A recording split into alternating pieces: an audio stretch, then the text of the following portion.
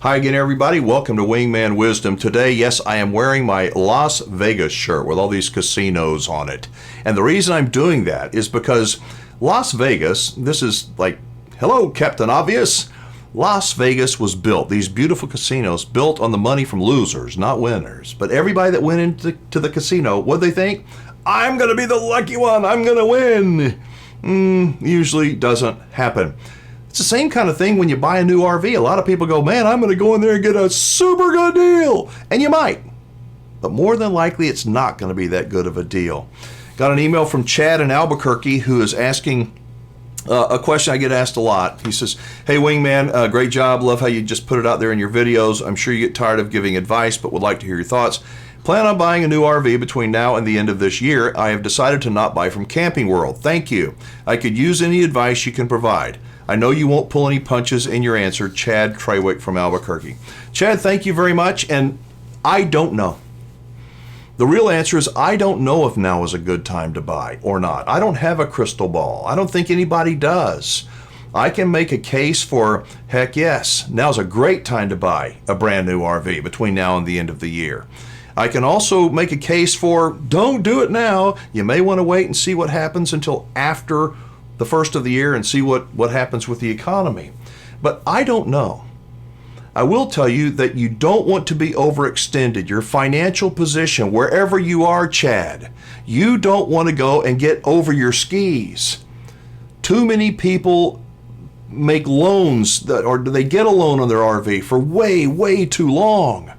I'll talk about length of a loan that I think is a magic time period that you want to own your RV. But look at owning your RV. Whatever new RV you buy it with the intent to own it for 5 years. 5. Most people don't do that. They buy it and they go, well, in 2 or 3 years, we're going to trade it in. You will lose a lot if you do that. More than likely, you will lose a lot of money. Look 5 years ahead. Can I afford it?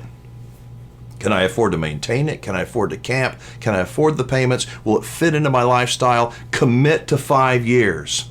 Most dealers today have a ton of inventory, more than they have had in a long, long time. That inventory, as the weather changes, gets colder and rainy and all that kind of stuff called winter, that inventory, if it sits there, it's costing the dealer money. There's not as many buyers today as there were a year ago right now. Not at all.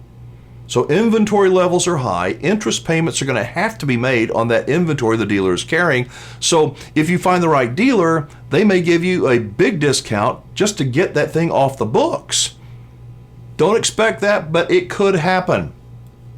I say that do your homework. I've done many videos about this. Pick the right brand of RV.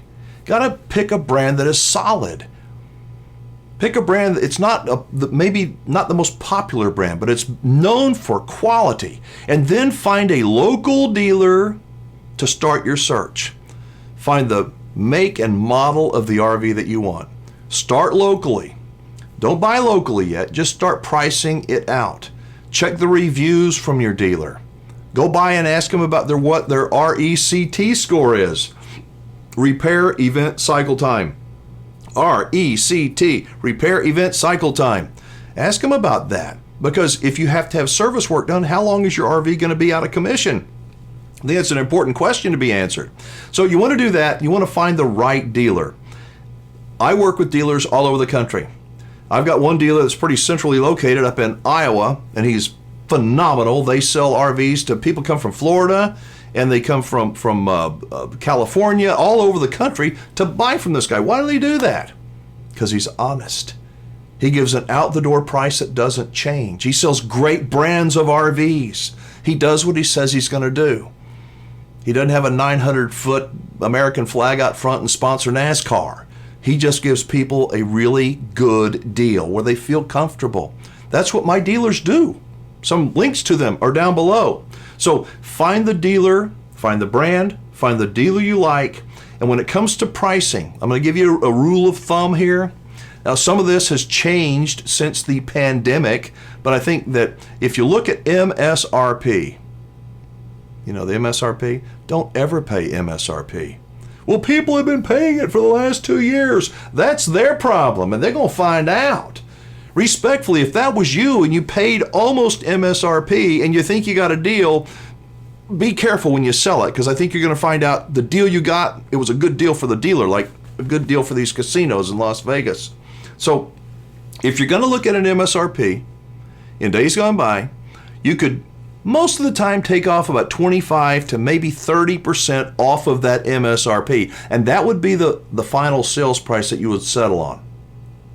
So a $70,000 RV, you take off 30%, close to 30%, and you're talking about a $50,000 sales price, right? So you're going to pay $50,000 for this RV. That, you need to get the out the door price. It's $50,000. Don't have them add in all that other stuff. Now it's $58,000. Don't do that. Get the out the door price. So you start at 70, take off 30%, you're at about $50,000 when you buy it. The moment you drive it off the lot, even though it's brand new, it's going to depreciate 15%. That's what historically has been the fact. Around 15, sometimes more than 15%. So $50,000, you multiply it times 0.85 at the end of the year, and you're going to get, what is that, $42,500. $43,000 is the value of your RV that you paid $50,000 for after a year, and that's considering that you had to maintain it too. You got to take good care of it. The next year, it's going to go down in value 7 to 10%. So take 0.07 times $42,500, and you're going to lose another $3,000 to $4,000 that next year. RVs do not appreciate. I know for the last couple of years they did. It's a fake market. It's not going to happen in the future. Please, please. I hope I'm wrong. I do. But it's better to err on the side of being cautious. At least I think so. If you're going to finance, put at least 25% down. 25. Have the financing arranged before you go to your dealer. And don't finance for more than 10 years. I say 7 years. If you will put 25% down, you'll get a good dealer. You'll finance for 7 years. When you do want to sell it in 5 years, you've actually got something called equity. Go figure. So you want to get the best price you can, an out the door price. You want to realize that you're going to lose money in depreciation. I don't like big national chains. I just don't.